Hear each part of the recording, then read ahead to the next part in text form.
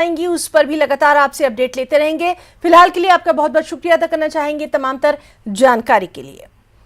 एक और अहम खबर, एलजी मनोज सिन्हा ने पंचतीर्थी जम्मू में मल्टी लेवल पार्किंग का उद्घाटन किया। उन्होंने इस मौके पर कहा कि इस पार्किंग से ट्रैफिक जाम को कम करने में मदद मिलेगी।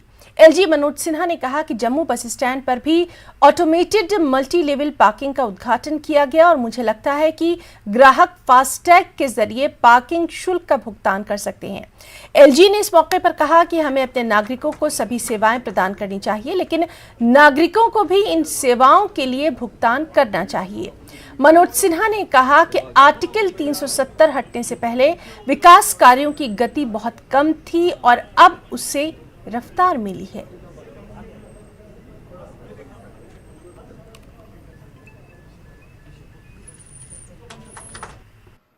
जम्मू शहर के नागरिकों को समर्पित करते हुए मुझे अत्यंत प्रसन्नता का अनुभव हो रहा है और मुझे विश्वास है कि सुविधा के शुरू हो जाने से आसपास के इलाके में ट्रैफिक मैनेजमेंट और डीकंजेशन में काफी मदद मिलेगी।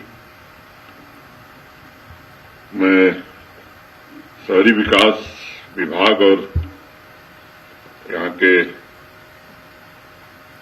कॉरपोरेशन को बधाई दूंगा, जिन्होंने इस पार्किंग में इस बात का ध्यान रखा है कि डोगरा आर्किटेक्चर, यहां के आर्ट और कल्चर और आसपास की जो हेरिटेज बिल्डिंग्स हैं उनका भी विशेष रूप से ध्यान करके इसे बनाया गया है। पिछले हफ्ते जम्मू बस स्टैंड में भी मल्टी लेवल कार पार्किंग में ऑटोमेटेड कार पार्किंग की व्यवस्था शुरू की गई थी। इससे लोगों को डायनेमिक पार्किंग स्लॉट की जानकारी मिल रही है और अगर नागरिक फास्टैग का उपयोग कर रहे हैं तो मुझे लगता है कि बिना किसी ह्यूमन इंटरफेस के पार्किंग का भुगतान भी किया जा सकता है। ये व्यवस्था बन सकती है। डिजिटल क्षमताओं का उपयोग करके लोगों के जीवन को आसान बनाने की दिशा में किए जा रहे महत्वपूर्ण प्रयासों की कड़ी में मैं कह सकता हूं कि जम्मू नगर निगम ने एक नया माइलस्टोन हासिल किया है आज की तारीख में। हाउसिंग और अर्बन डेवलपमेंट डिपार्टमेंट तथा जेएमसी को इसके लिए मैं बहुत बहुत बधाई देता हूं।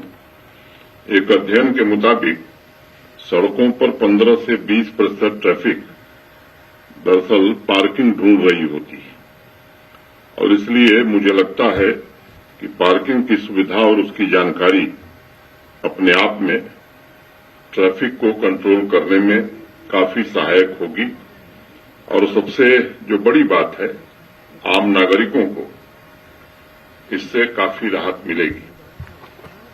कुछ साल पहले पॉलिसी एडवोकेसी ग्रुप ने एक शोध किया और उसने कहा कि अगर भारतवर्ष में म्युनिसिपल कॉरपोरेशन अपने पार्किंग स्पेस का 100% उपयोग करें तो बजट का 10% हिस्सा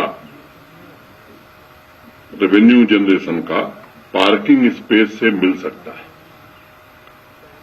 अब ये विचारणीय बिंदु है।